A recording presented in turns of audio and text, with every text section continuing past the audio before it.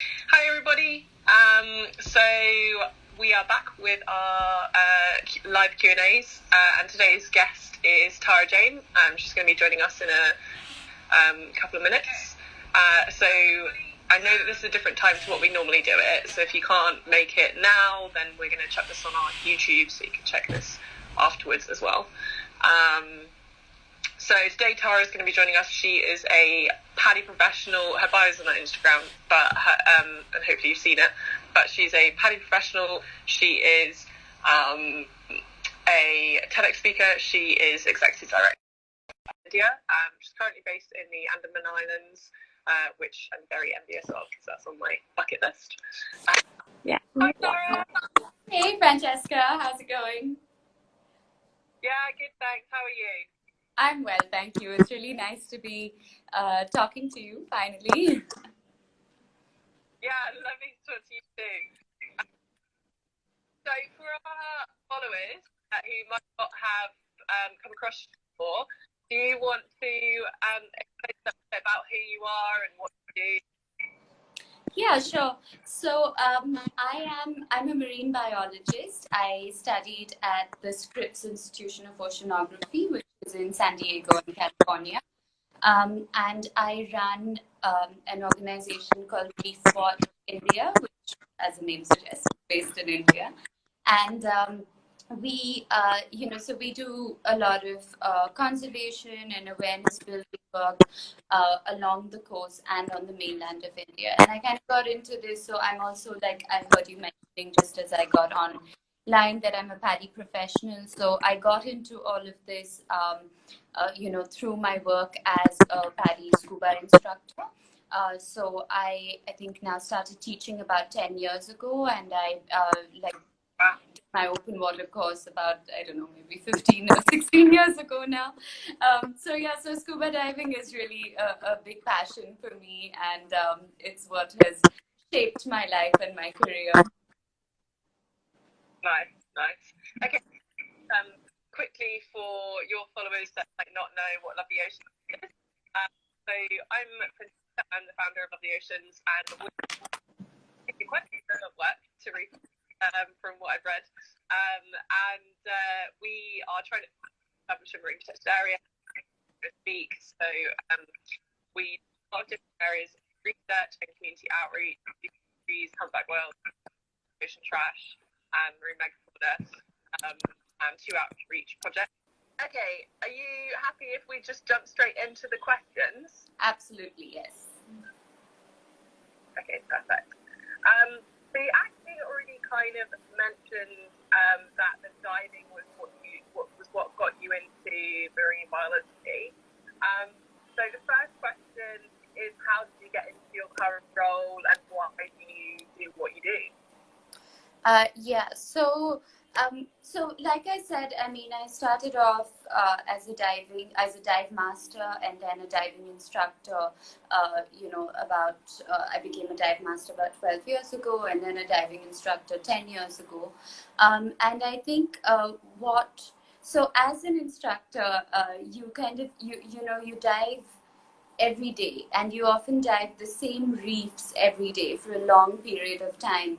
And as you do that, I think 2 things happen. One is that it really becomes like a second home, like the fish that you see there, you start to recognize even individual fish, and you recognize that particular parrotfish and that particular squid, and so it becomes a very kind of personal connection, I think. And so it was a combination of that, and then seeing how things were changing, right? So I really started to see, there was in 2010, there was like a big El Nino event that happened around July in the Andamans where I was working. And I saw a lot of, over literally just a few months, I saw the reefs that I was diving at become completely bleached. A lot of it, actually ended up dying. And I think, and so because of my this personal connection with it, I was impacted very deeply. And so I think right then, this kind of intention that, okay, I want to be involved in protecting these spaces, that's what kind of set in. And of course, from when that set in to when I actually ended up being able to do this work, it took a little time. Like first the intention set in, and then I realized that, okay, if I want to be involved in conservation, I do need to study further, because my background was in philosophy, my educational background. So I didn't really have a strong science, like academic, knowledge. And so so then at that point I started applying to universities where I could study this without a background in the sciences. And then I got in, and then I went and studied there. And so that was the journey. So that's how it happened. I think why I do what I do is just the personal connection and the love that I have for the oceans and coral reefs in particular. Yeah, definitely. I feel like that's something a lot of marine biologists have in common. Really passionate about it, and divers. Absolutely, yeah. Yeah, you got to be passionate about what you do. And then the next question was about the organisation that you run, ReefWatch. What does ReefWatch do? Like, what do you guys do on a day-to-day basis, but also what you guys have been doing over the last couple of years, and what your role is? Yeah, so I'm the executive director of ReefWatch now. So I am in the very privileged role where I get to, to decide our projects, to kind of map out our growth, as well as the less privileged role of having to, try to fund it all. But the kind of work we do, basically, I guess you could kind of divide it into like on-ground conservation work and awareness and education building work, right? So in terms of on-ground conservation, we do coral restoration work in the Andamans, which kind of started with a lot of coral monitoring and creating a citizen science protocol for divers who come to the Andaman Islands to be able to use their dives to collect some data that can be useful towards conservation. So coral restoration, coral reef monitoring, this is a sort of like a big chunk of the on-ground conservation work we do there. And then we also have another project on the mainland of India where we have set up like a network of marine observers, just fishermen and people who live by the sea, people who go to the coast every day for a walk and they all, to be able to report to us any instances of marine megafauna stranding events, so like sea turtles, whales, dolphins that might wash onto the beach, either dead or alive. And in India, there isn't really any protocol to deal with these animals, right? So most people don't know what to do.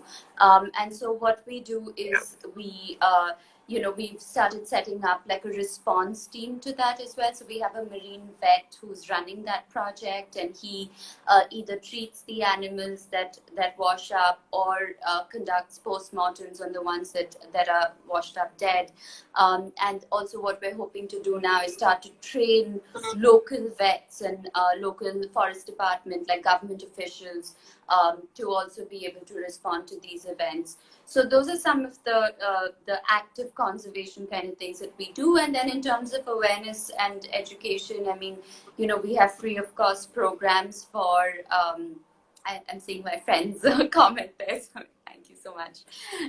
So, in terms of education and awareness, we have free of cost programs for local coastal children, underprivileged coastal children, to connect them, to give them the same experiences, I guess, that we have had, that helped us connect to the sea, right? So whether that means, we've had the privilege of going snorkeling and diving and kayaking. And so we try to do the same for the local kids there so that they can experience this and then create this connection with the sea. And we also have, programs for adults. We've launched India's first and only underwater photography and videography competition to encourage Indians to go out and explore the sea and document the oceans. So that's like a kind of range of work. You can definitely check out our website, reefwatchindia.org, to, see more about the projects I've talked about. Yeah. I think like what you were saying about education, like having that outreach section, it's so important. I think a lot of people forget that that's a really important part of marine conservation, and people kind of they hear marine conservation and they think science and diving, and often people forget about the education part, the component of it, and it's just so crucial. Like I would say that Love the Oceans is pretty similar in terms of split between the research and the outreach work. I mean, I actually looked up what you guys do, and that's why when I put up my story, I said they're like the Mozambique version of ReefWatch India. I just saw so many similarities. The next question was actually specifically about the research, the coral reef research that you do as part of ReefWatch. Can you tell us a bit about the coral reef research that you do? Because I was reading on your website about you do coral nurseries, I think. Taking coral fragments and growing them. Do you want to tell our audience a little bit about that?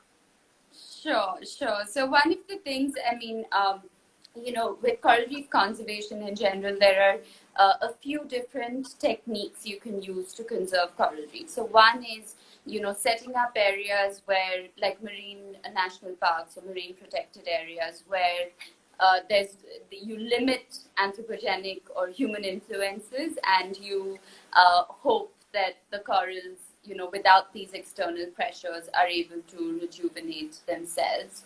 And one thing that can often be paired with, which is what we do, because setting up marine national parks happens at more of like a government level intervention.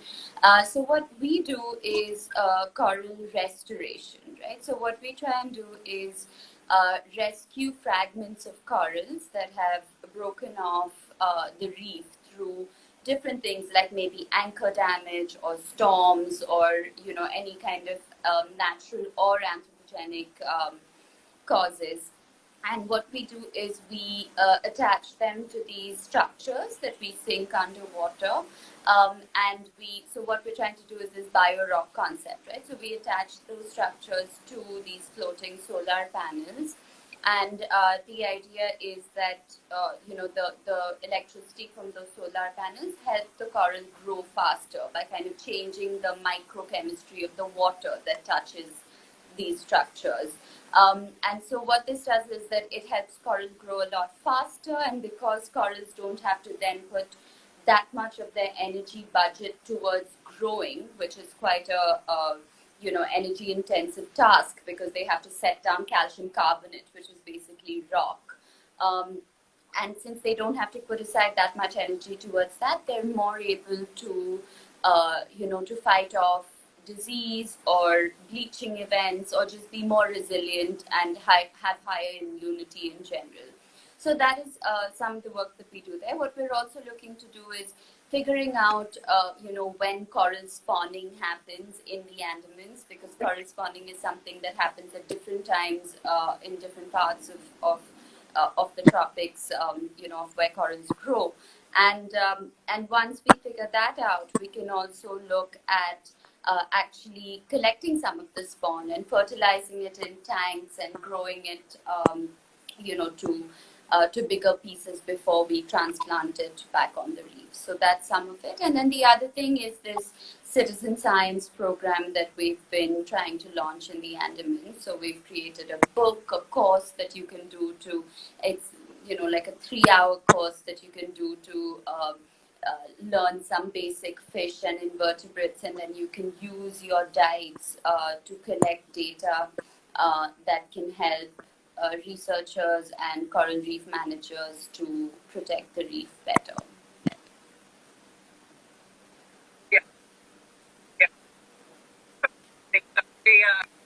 We're looking at stuff. We do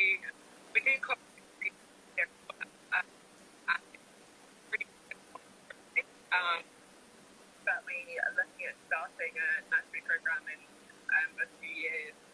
So I may well be looking you up for some advice. Of course, anytime. Yeah, it is. There are people doing it in different parts of the world, but something that I found was that, it's hard to get the right advice, and it's also hard to get advice on not only what you should be doing, but also what you shouldn't, because no one likes to admit the mistakes that they've made. So I think, towards that, one of the things that we're doing right now, because right now in India it's the monsoons, and it's pouring outside right now, so we don't get to go out much at sea. So right now what we're doing is working on like a manual about how different practitioners can do coral reef restoration anywhere. So that'll be out soon, and you can definitely download it and have a read and get in touch. Yeah. We've still got to do our research on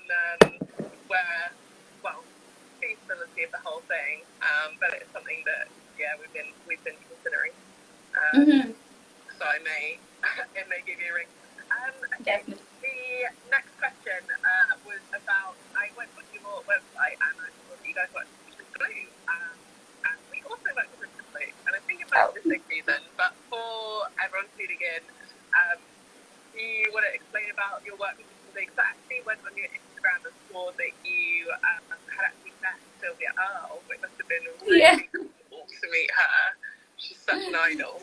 Yes, that was definitely like a high point of my career and life in general.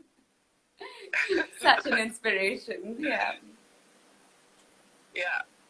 So my work with Mission Blue, it's actually maybe you can tell me more about your work with them, because I'd be quite curious to know. But what happened is that at one point, Mission Blue has these hope spots we've established in different parts of the world, which they feel should become protected areas.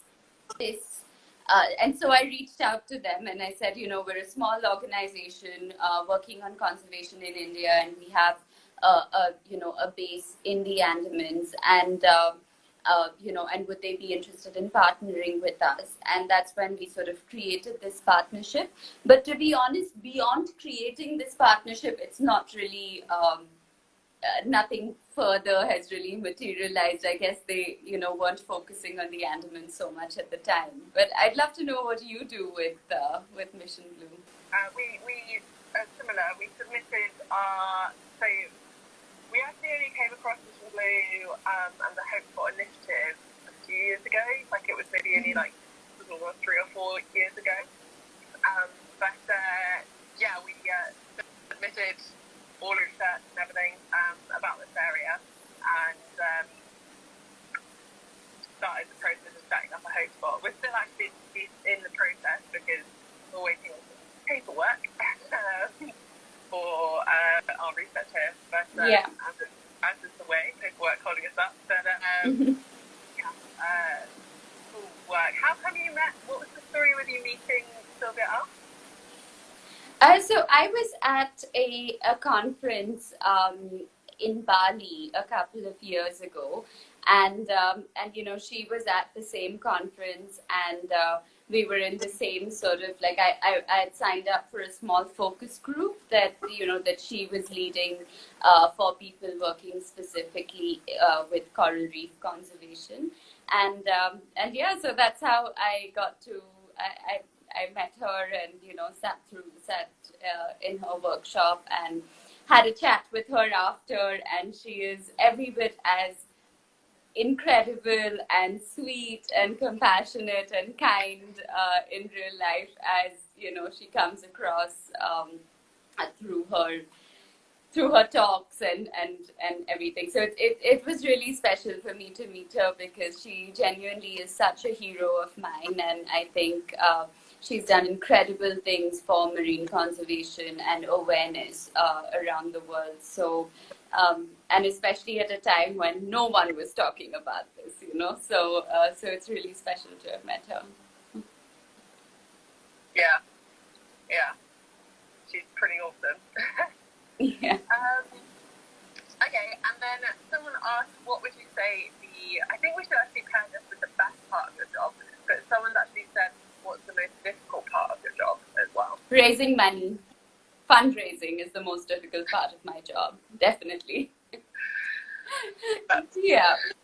Fundraising and then the work that goes with that. So like, when you do fundraising, every kind of organization, every company or grant organization, or everyone wants a different way of how you should report your work, and so that also gets quite tricky. So I think fundraising and the work that goes around that is definitely the trickiest, the most difficult part of my job.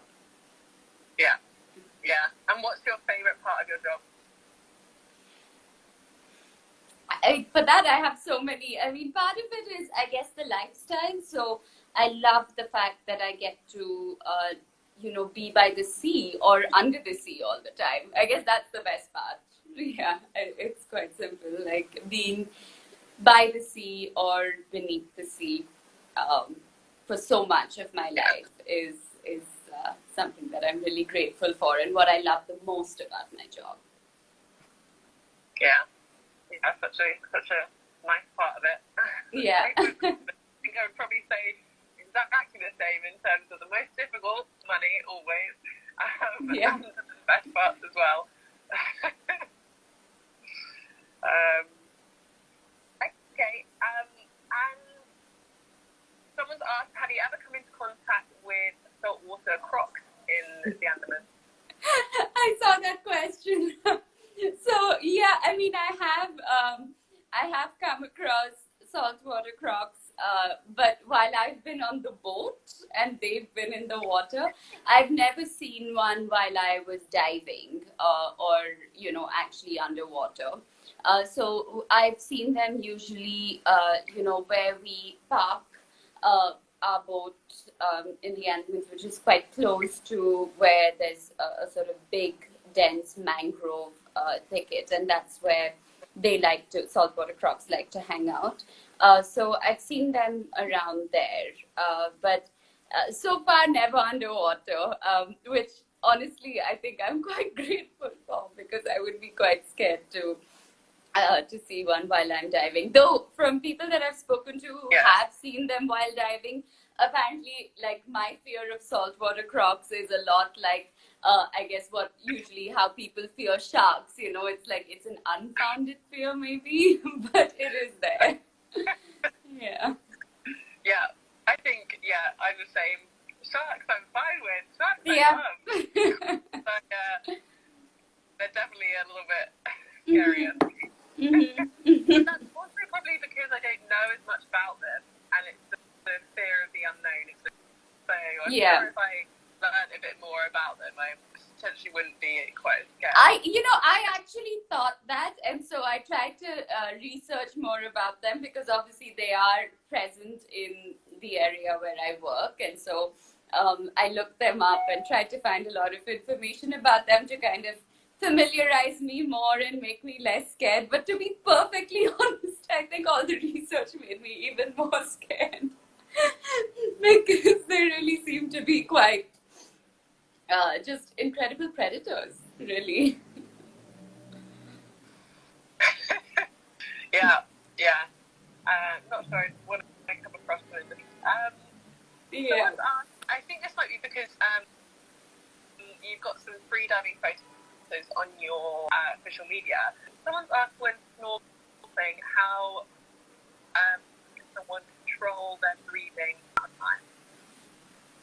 Do you have any techniques for that? So I mean, freediving is like a whole different art of its own, right? And I'm by no means, an excellent freediver, or even like a moderate one. But I think so there are two aspects to how long, that I think control how long you can hold your breath underwater. One is your mental state. And the second is just physical, the exercises that you do that allow you to fill your lungs with more air and, and control that a bit better. So I'm going to start with really the mental thing, because I think that's the first thing that starts limiting. And it is that, the more you free dive, so even And then the more I start to relax in the water, the more I'm able to hold my breath. In terms of exercises, you can look up so many, like, apnea. It's, apnea exercises that you can even practice in the pool. You can actually become a great free diver by only practicing in a pool, before you go into the sea. So yeah, and then of course there's like the simple thing of of hyperventilation. So before you take any free dive, you do three, like no more than three, but 3 times you first take a short inhalation and a really long exhalation to let go of, like, to exhale all the stale air in your lungs, and then again a short inhalation and a long exhalation. Third time do that, and then take a deep inhalation and go for your dive. So that's like a very simple technique people use to extend their free dive times. Yeah, definitely. And I think free diving is also such a useful tool. Like we don't see free diving can be, well, I'm looking at doing some like instructor applications in it, because it can be such a useful tool for like collecting data on manta rays, whale sharks, anything like that. We have those species here, so it can also be a useful tool to develop, to be able to. And it's so much less equipment, right? Than like if you're a scuba diver, everything you have to lug around. So yeah, so much more lightweight. Okay, and how, so this is about ecotourism. Someone said, how do we think that ecotourism can be developed in an eco-friendly way to help the tourism industry? I kind of assume that they're talking about like ethics and developing, like making sure that boats abide by rules on interactions with wildlife, all of that kind of stuff. What do you think about that? Yeah, I mean, I think ecotourism is the only way that tourism should be done. I mean, I would love to see a time when we no longer have to call it ecotourism because it's just tourism. But I think one thing about ecotourism, which is something people really need to, is that ecotourism is not about numbers, right? So that's a big mindset shift, because usually they always want to know, how do you get more people to come in, more people to try diving, more people to be on the beach or whatever. And I think that ecotourism is about saying, okay, no, forget quantity. Let's focus on quality. And that doesn't mean, so like, have people that come in that stay for a long, when you have people that come and stay for a long time, and you create activities that allow them to, to truly, I think, commune with nature, then automatically their actions when they're on holiday as well as when they leave and go back home are transformed for the better. So I think for ecotourism to be developed in that way, I think it requires for tourism to be developed in that way, it requires a huge mindset change. Firstly, away from quantity and towards quality, and also about truly celebrating the local, which is something that that ecotourism really does, which is to say that, okay, like, come here, stay for a long time, don't stay in a fancy international resort that gives you like 10 different types of cuisine. Instead, stay here, eat at a local place, try out. So I think that's the sort of way, and it requires a mindset shift, I think, which I hope to see happen. And I think I was just saying at the end there that, like, you can look up different, like, I guess, certifying boards for different operators, and check that you can check the operator has like different certificates and stuff. You've got like PADI green centers that are like tick certain boxes on like how green the center operates. The slide, I mean, the thing with that though is that I find that in a lot of places, that's just not something that, because again, with these certifying agencies, it's something that you have to apply for, and often something that you have to pay for. So a lot of organizations might not end up doing that, which is not to say that they are not in fact eco-friendly, and this thing is just that it's not something that's within there. And in a lot of parts of the world as well, I don't know how things are in Mozambique, but in India, I haven't heard of a single dive center that's like applied for and gotten this green fin certification or anything like that. But which is not to say that there aren't people who have good practices. So I always feel that while that's a really good thing for places that have these certifications, I think it's good to to actually write in, because usually dive centers and small resorts are the kind of places that anyway would kind of fall under this ecotourism listing, are people that will respond. Like if there is an inquiry coming in about someone who wants to book but wants to find out what your practices are, when it comes to diving, when it comes to the sort of sustainability measures that you've taken in the resort. And they would respond, and I think that's a really nice way to find out about that. See if they support any local organizations that are working towards conservation. See if they put up pictures of, I don't know, them doing beach cleanups or helping out. And you really do, I think, in today's times with social media and everything, you can get a fairly good impression of, and a good idea of what an organization's or a company's priorities and focus is, I think. Yeah. I think it's a complex issue, but I think you're totally right. In terms of small, that was actually one of the issues that we struggled with when we first started. Being a small organization, you can't just shell out a lot of money for certificates. And even some of them, I remember when we first started, we ended up paying for some of the certificates that were £500 for a year, which doesn't seem like a lot, but as a small NGO, that's actually a lot of money. So whilst you can look at something and you might think, oh, well, that doesn't cost much, £500 is the price of building half of a classroom here. So in comparison, and then you have to, as an NGO, you have to assess where that money is best allocated, and it's incredibly difficult to justify spending that amount of money on a certification. So I do think that you have to, you're 100% right, keep an eye on, keep that in your mind when you're looking at things like that.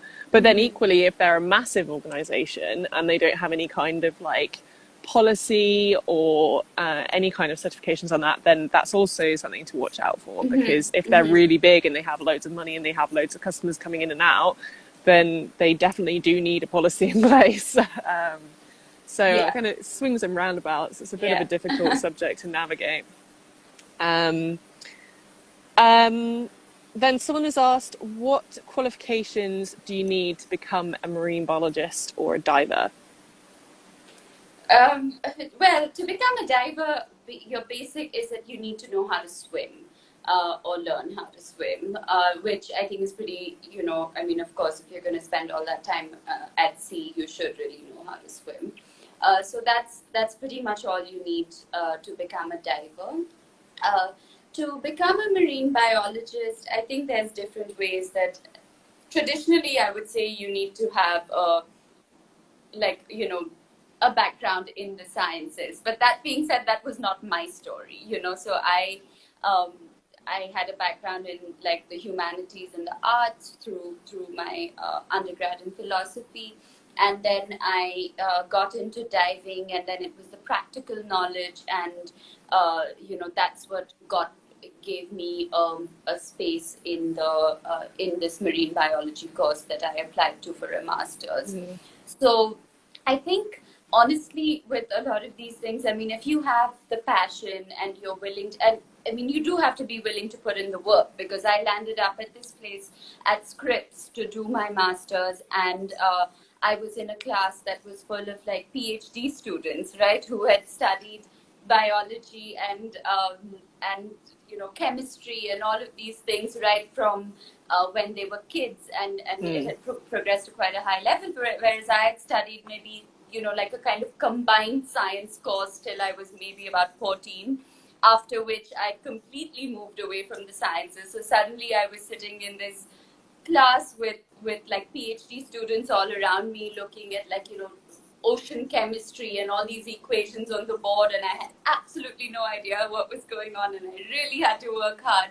So I think you have to, it's if you are young and you can still choose now, then I guess choose sciences and go that way. But if you're not, if you're passionate and if you put in the practical work and the real, like the groundwork, and you're willing to put in the work with the books when you're at the university, then you can do it. Yeah, I think there's like so many different angles, and marine conservation as well is such like a broad subject. I was actually having a conversation with a friend about this yesterday. Like, it depends what your skill set is as well, whether you've already got a career in another area and you're looking to completely swap careers, or you're looking to do like part marine conservation, part something else. Like for us, we had a volunteer a couple of years ago who was a software designer, and she was just a bit bored of like her main job. So she came here and she did like some field research with us and got her head around some of the like scientific aspects that we do. And then she sent me an email after she left, and she said like, what can I do? She was in her 30s. She didn't want to retrain completely. And she didn't want to completely swap her career to marine conservation. She was like, I don't want to give up software designing, but I definitely want to help out in the marine conservation world. What can I do? And she's developing an app for us, which will mean that people can walk along the beach, collect trash, log it on their phones. Like every time they see a whale, they can take a photo with their mobile phones and log it for us, and we can collect that database. And that's so useful. Like, it's so useful to have that. I've said this in so many interviews and everything, but I found that, so we have a really robust volunteering program at ReefWatch. So we welcome people to come in and work with us for 2 weeks, a month, whatever, however long they can come and stay. And one of the things that I've always said is that the most useful people that have come and who've really contributed to the project the most have not been marine biologists. They've been, they've been designers or carpenters even. Like, there was 2 people that came and literally built our entire base for us, which would have, cost us so much otherwise. And so we do have this program as well, where like people can come and contribute with their skills, whatever they might be, in a project that fits, like in somewhere where we need them.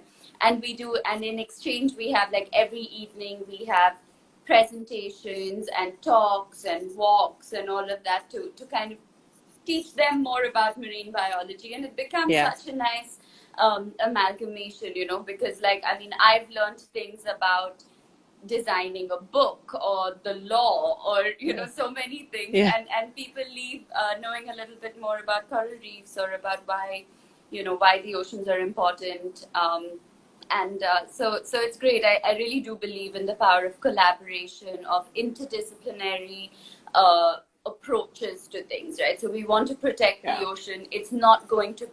It's far more likely that 100 people with 10 different educational backgrounds are going to be able to do it than 100 marine biologists trying to do it. Yeah, exactly. And the thing is like, for ReefWatch, for Love the Oceans, for organizations like ours that take a very holistic approach to what we do, and there's so many different like branches to it, there is room for so many different professions within marine conservation. Absolutely. Like we had like a robotics PhD candidate out here last year, and he designed a hydrophone pod that we could drop, which would usually cost like so much money that we could not ever afford to that. do like whale recordings and and you could drop it for like 12 hours. You leave it there. Put him in touch with back. me. Well, he'd love to go out.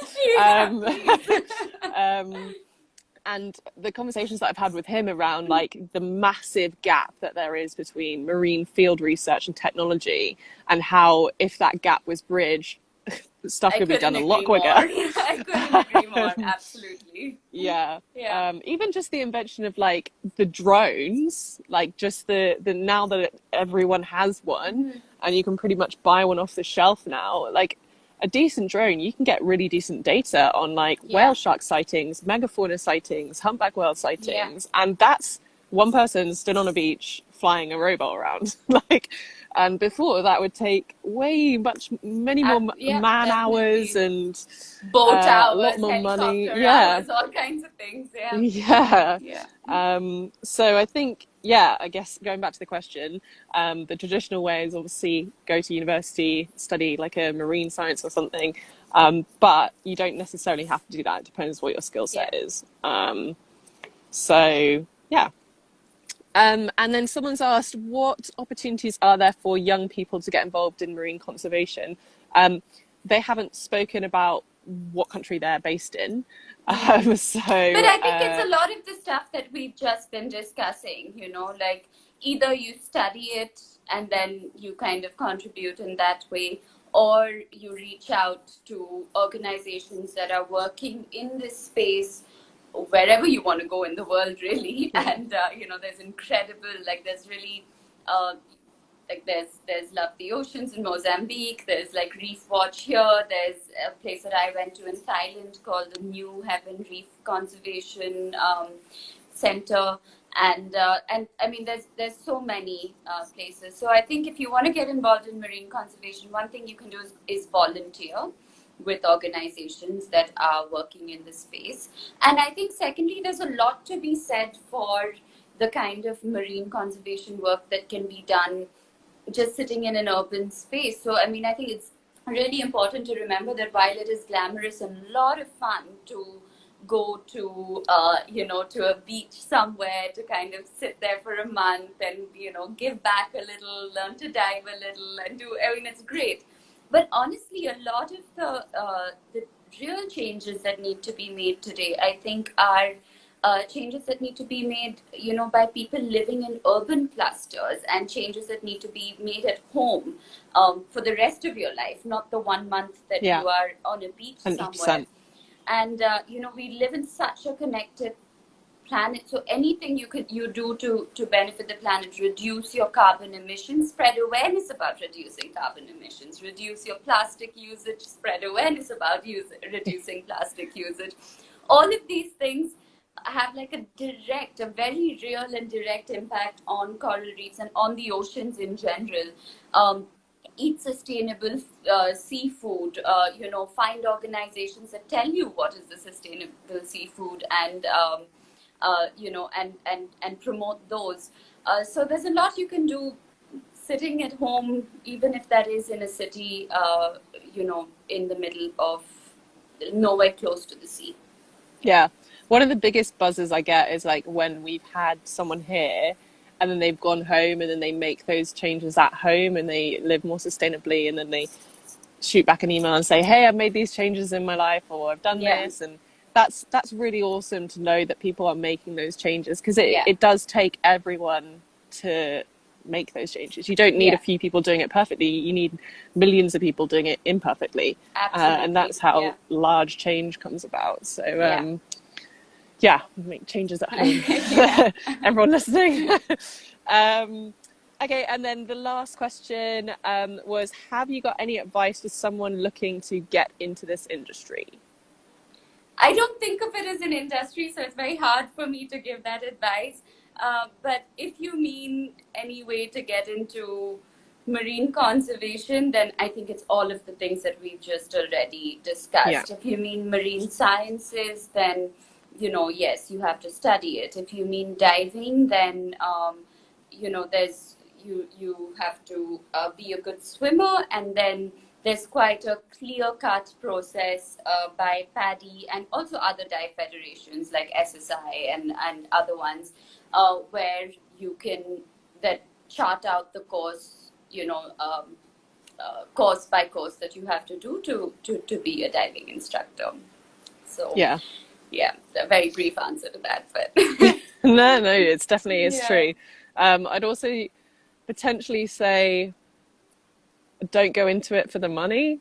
There's not a whole yeah, lot of it in marine conservation, so make sure that you're really passionate about what you do, yeah, and persistent, because you'll have to be persistent when you're yeah. chasing I mean, grants. And I've said this before, but I think you don't. I mean, I guess when you get into this industry, you don't. You might not. Like, you know, make a huge living. You won't like make $1 million, but you certainly have a lifestyle that feels like $1 million. yeah, You know? yeah, So yeah, it's definitely a lifestyle choice. yeah. Okay, before we head on to the quick fires, I'm just going through to see if we've got any questions. Someone asked what the app I was talking about with logging stuff was called. We haven't released it yet, so it doesn't have a name. um, but stay tuned for Watch that the one. space. um, I imagine there's quite a few apps probably already that exist. You Someone's just don't. asked, are you in the Andamans at the moment? You are, aren't you? No, no. At the Oh, moment, I'm on the mainland. Yeah. So I came back.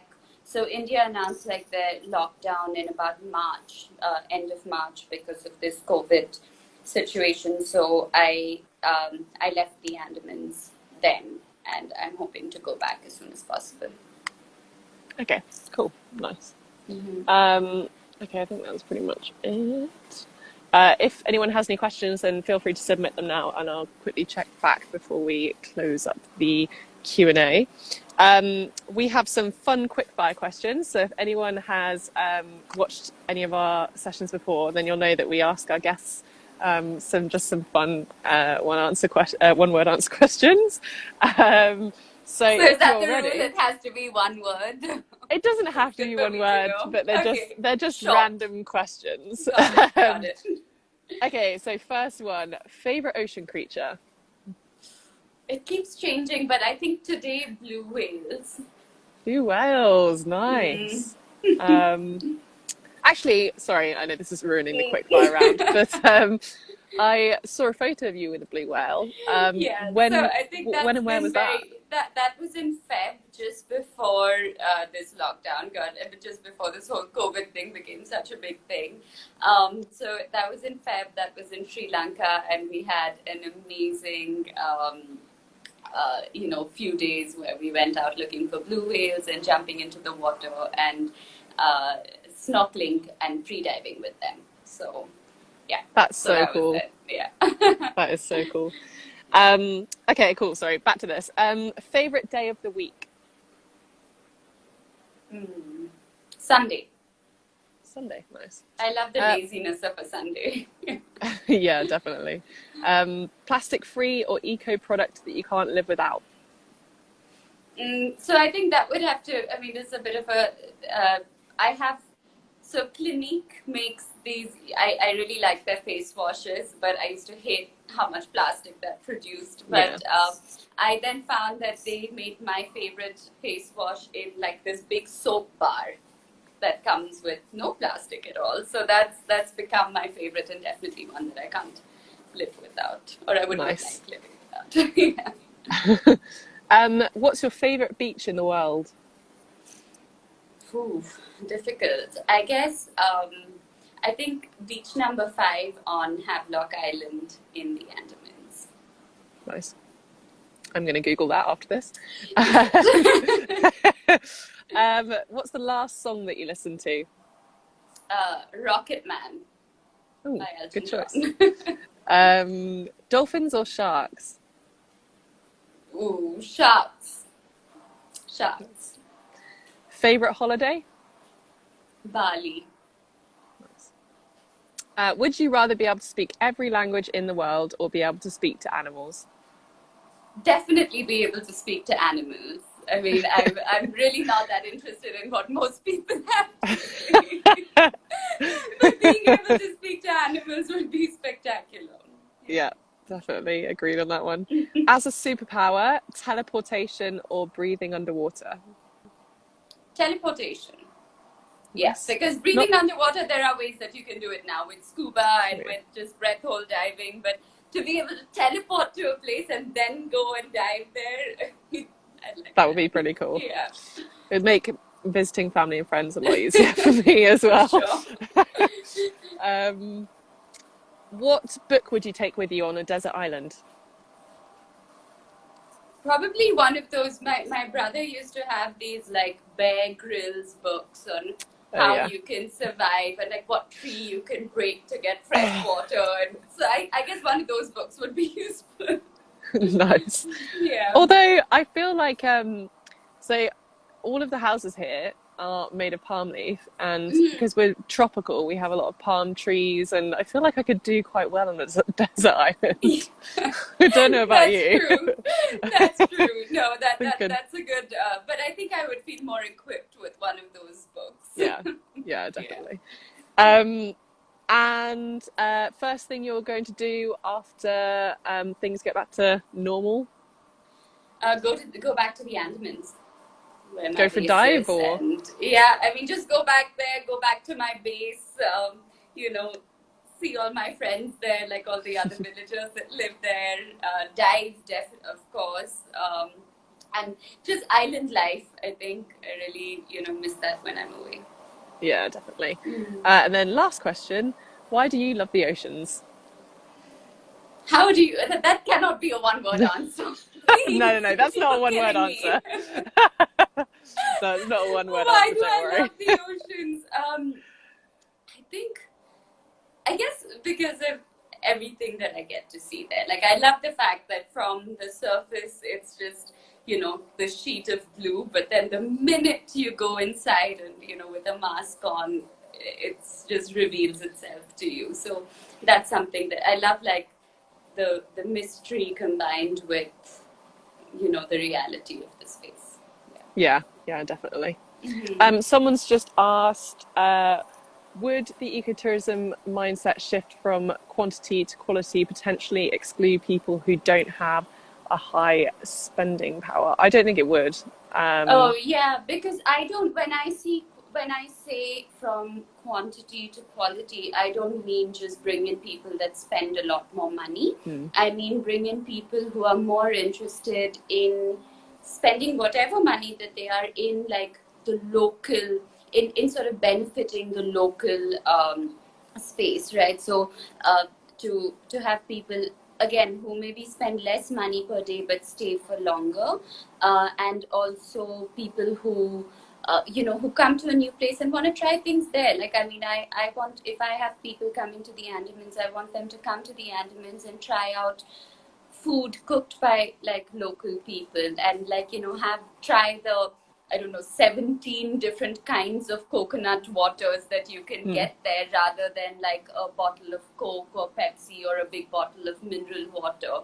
That's what I mean by quality, and that depends on how you pitch a place. So I don't at all mean to sort of exclude people who have less money.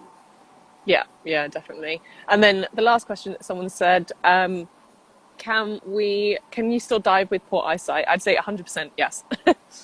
I've dived with people with partial blindness, and it's not a problem. Like, there's specific boards that you can dive with as well, and providing you have a great instructor, then a lot of diving is down to the instructor. And also, I mean, that is, if you're talking about like to the really extreme, this thing of like near blindness, then you would need, it would be good to have a really an instructor that is experienced and knows how to deal with different like different kinds of abilities. But I think but if you're just talking about like really like a strong power or like big glasses that you have to wear, then firstly, I mean, if you wear contacts, you can wear them while diving, and secondly, you can also get like the dive masks themselves can be prescription masks, and most dive centers around the world have at least some range of prescription masks that you can use and then be able to see underwater just fine. Yeah, definitely. Okay, well, that was all the questions. Before we wrap up, do you have any upcoming projects or anything that you want to tell the audience about? So not really. I mean, I did see that you asked me that, but we just, recently we launched this Reef Guardian initiative where we gave out portions of our restored reefs for adoption, and so that was something that I've been talking a lot about recently. But I'm really thrilled to say that as of today, all our slots have been taken for the year. Wow, so all our that's little awesome. pieces of reef, our little reef coral babies have been adopted. So yeah, so I'm really, really happy about that. So, I guess if you want to adopt a reef, now you have to wait a year. Yeah, That's nothing awesome. really to plug. I think just to say that, it's so amazing that all of you guys have tuned in and, to listen to this talk on a Thursday night or a Thursday afternoon. And I think, everything, like, I think I really want to stress that again, is that you, even right now, sitting at home, maybe locked in under various stages for this COVID thing, there's still so much you can do to protect the sea. You don't have to go to the beach. You don't have to go to like a tropical island to be able to give back to the oceans. Just small changes that you make in your everyday life, in your priorities, in your choices, can in fact make the biggest difference of all. So any one thing that you can do, even if it's for a week, even if it's for a month, I think that would be fantastic. Yeah. And I think on that note, I think there's loads of resources online as well if you're stuck about like where to start. There's Plastic Free July is happening at the moment. So even if you just look up on Instagram, like the hashtag Plastic Free July, there are so many organizations sharing stuff on how to change your daily habits and easy swaps that you can do and things like that. Yeah. In June, we ran a sustainability challenge with a different theme each week. So we had a reduce your carbon footprint week, we had a reduce your plastic consumption week, we had a raising awareness week, and we had one other that I can't remember. But that's on our Instagram, so you can go back and check that out. And there's a blog post on each one of those with like tips and tricks. Oh, upcycling was the other one. So there's some ideas on like how you can best do that and like easy tips and tricks for at home. But there's heaps of stuff online, so check that out as well. Great. Thank you very much for joining us, Tara. It was lovely talking to you, Francesca. I'd love to be connected to that hydrophone guy. Yeah, for sure. And if you ever find your way to Moz or Africa, then pop in for a visit. Definitely. I'm definitely putting you guys on my list of places I want to go. Please do. We'd love to host you. All right. Thank you, everybody, really for tuning in. To you. And thank you guys so much for bearing with all the internet issues and thank you. And if you missed anything throughout this Q&A, the whole thing, and I'll cut out all the buffering and rejoining bits, the whole thing will be available on YouTube afterwards. So if you want to rewatch this at all, then you can check it out there. Cheers. Thanks very much, Tara. Thank you. Have a great evening. Thanks, Francesca. Bye. Good night. Bye.